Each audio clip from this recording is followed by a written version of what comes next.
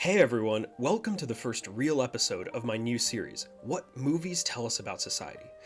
I'm not here to nitpick cinematography or acting. Plenty of channels do that. You could go watch Critical Drinker or my boy Possum Reviews.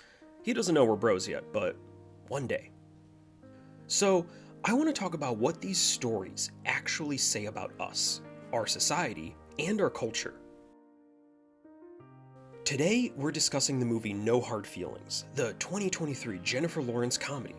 Off the bat, I really like this movie. It's funny, J-Law probably did her best acting ever, and yeah, we get to see her naked. Solid entertainment, right? I laughed a lot, I was invested, but that ending, man, it left a bad taste in my mouth. And I think it says a lot about where we are as a people in the 2020s. Specifically America, but the general West as well. Quick spoiler warning from here on out. If you haven't seen it, go watch and come back because my focus is literally the movie's end. So after the summary, it's all spoilers from then on.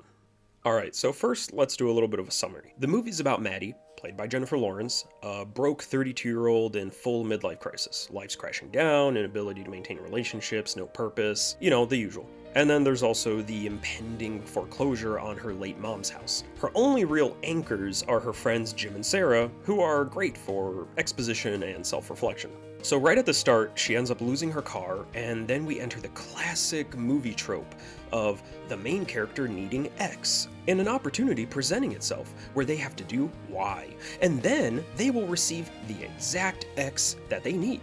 So here, enter rich parents, hiring her to date their awkward 19-year-old son Percy before he heads off to Princeton. Payment? A Buick Regal. Classic and bland as can be. Maddie goes full throttle, and for her that means full stalker cougar mode. Hilarious cringe ensues, sometimes just way too much, but that's part of the package, right? Of course, Percy's terrified of her. He's scared of everything. I mean, honestly, I'm surprised he doesn't have a life vest with him at all times. He maces her after she admittedly kidnaps him, but through various trials by fire he comes out of his shell. Maddie learns about herself too, and they start to actually connect for real.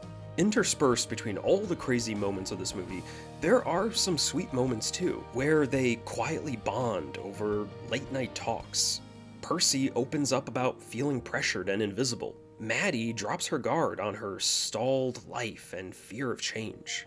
It's all very relatable and human. It stops being about this secret deal with his parents and rather something like a genuine relationship.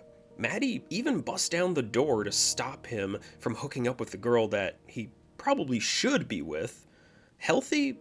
No, actually quite the opposite. But in movie land, it's cute. Something you'd say aw to, instead of calling the cops. Alright, so of course, the truth comes out eventually, right? It's bound to happen. Percy's devastated that the woman he prematurely came on was a girl boss of the streets, hired by his parents. He starts to call into question the connection that they formed, his life a lie. Cue Truman Show clip. He smashes up her car and tells her off. She still gets the car though, so that counted. And then we get a montage of Maddie grinding through multiple jobs with the new car. She eventually makes enough money to save her house from the IRS. Percy goes off to Princeton, and as for Jim and Sarah, they were going to leave Long Island for Florida since they couldn't afford a house there. But Maddie sells her mom's house to them on the cheap, and decides to fuck off to California to find herself, or whatever. Everyone goes their separate ways. Now enjoy this feature presentation of what could have been Maddie and Percy's happily ever after.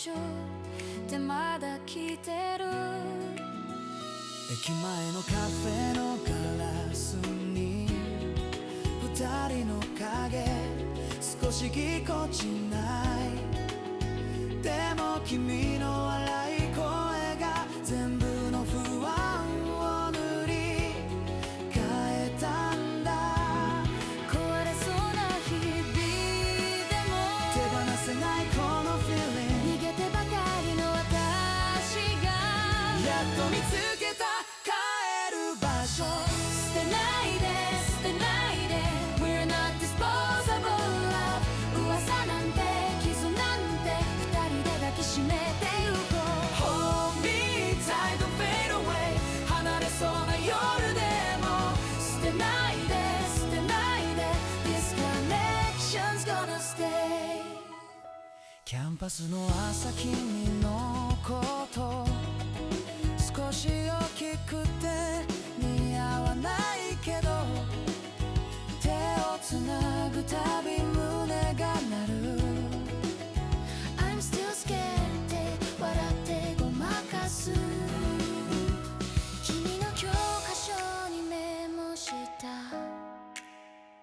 落書きみたいな未来を想像安いアパートのキッチンでインスタントでもごちそうだよね失敗ばかりの僕らもそれさえもストーリー置き去りにされた心今つなぎ合わせてく捨てないで捨てないで We're not disposable love 安い映画寒い部屋それさえ宝物になる Stay with me don't walk away 迷いそうな朝でも捨てないで捨てないで This connection's gonna stay Sometimes I think I'll break it この手で壊しそうで But I'll be here to take it 君の弱さも全部ごめんねよりそばにいて It's okay より離れない何度も選び直すたび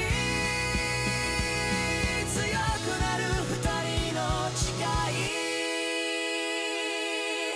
捨てないで捨てないで We're not disposable love Oh yeah Oh yeah 忘れられる恋じゃない名前のある奇跡みたいだ Hold me tight don't fade away 年の差も過去さえも捨てないで捨てないで This connection's gonna stay ここがいいここでいい Right here with you I'll stay 捨てないで捨てないで Our not disposable love today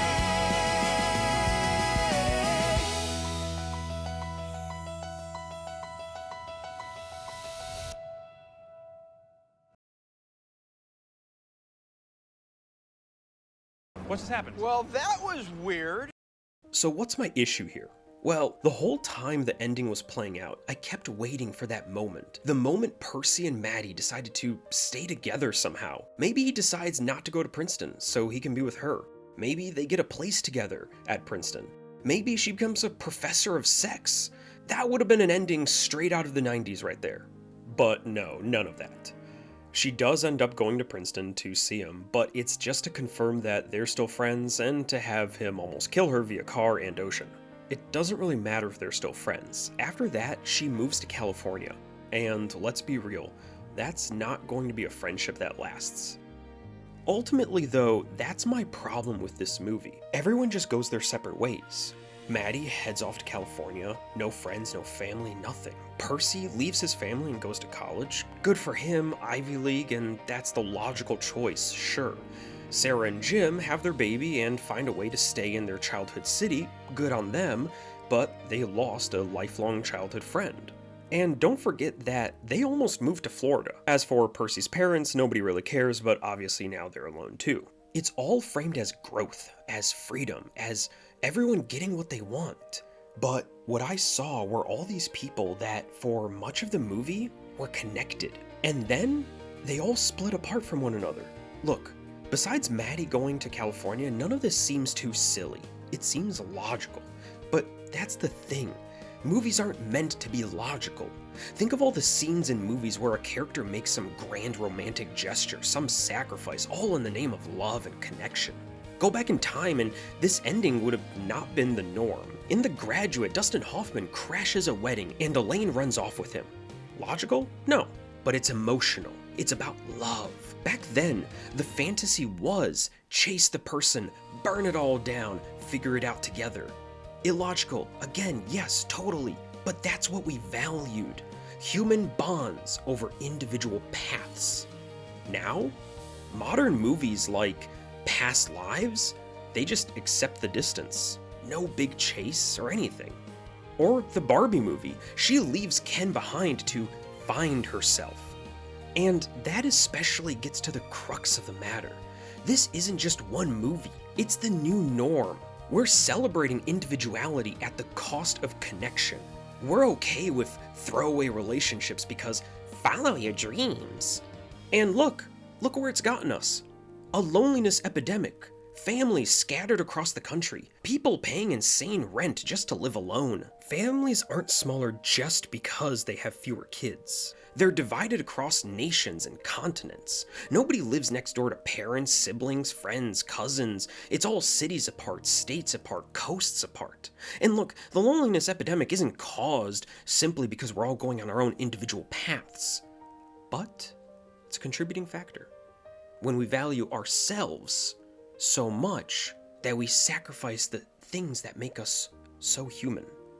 In a different culture, Eastern European, Middle Eastern, South Asian, Maddie wouldn't just bounce. She has no family, no parents, no siblings.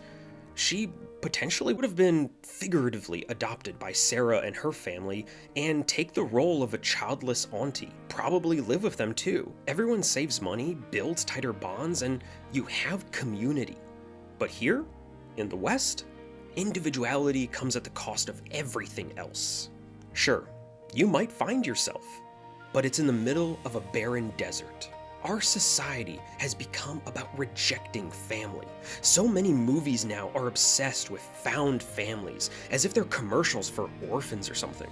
And you know what? With how many people turn on and cut off contact with their families, or just move so far away as to sever those bonds unintentionally, we are basically a nation of orphans. Every man and woman, an island, on their own journey through the ocean, alone. Sure, Percy going to Princeton was the logical choice, but No Hard Feelings isn't telling us to make perfect, logical choices. The way they make up is him almost committing vehicular manslaughter after all. Realistically speaking, Percy was expelled at the end of the movie, and went to jail after almost running over dozens of beachgoers. So why choose that particular thing to be realistic about? J-Law beats up a gang of teenagers, which I loved, and gets no jail time. But you want me to think her becoming a sex professor at Princeton would have been a batshit ending? Fuck right off. Look, movies show the emotional extremes we aspire to. And right now, our extreme is individuality, at the cost of everything else. Is it worth it? I don't think so. I'm not saying we all need to live in one big house forever, but maybe we should ask, is this healthy? Are we really freer drifting apart? Has our society improved with this new outlook? I come from a traditional collectivist culture, like most humans on Earth, and I see my family on a daily basis. They drive me crazy. They do. But it would drive me so much crazier to be completely alone, surrounded by a revolving door of new faces entering and leaving my life like the disposable connections that they are. Screw this ending. My headcanon is that they choose happily ever after like some fairy tale, because I want to see something happy. I shouldn't have to pop a Zoloft just to see a fucking modern movie. So what do you think? Does this ending bother you too? Or am I overthinking it? Let's talk in the comments about when we used to value connection over individuality.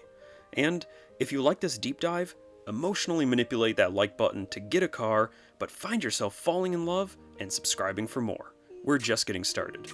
Thanks for watching.